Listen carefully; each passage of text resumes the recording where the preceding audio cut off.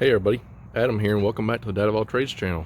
Today we're going to be putting new windshield wipers on a 2013 Chevy Tahoe. I believe the years that they're similar is from 2009 to 2014. But regardless, this is for 2013. So y'all stay tuned. We'll get these Rain-X Latitude wiper blades put on.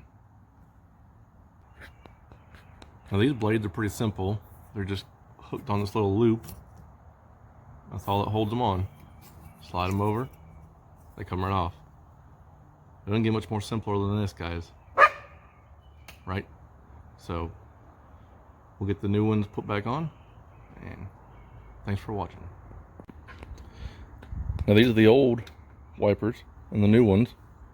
Now I did go 1 inch shorter on the driver's side because it hits the top of the windshield. And I noticed it on my truck. It's 2010 Chevy.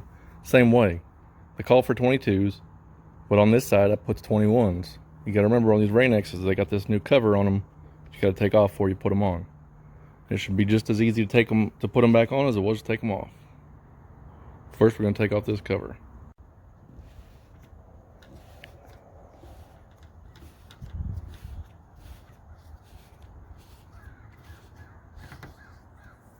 Slides right off. Alright guys, on these Rain-X's, they got this little clip right here. You gotta get open. It takes a little force sometimes to get them to come open. Then on here, we're just gonna make sure it's all the way up. That clips right down. That one's installed, guys. So we'll do the same thing on the other side and we'll be done. So guys, I hope you like it. I hope you enjoyed it.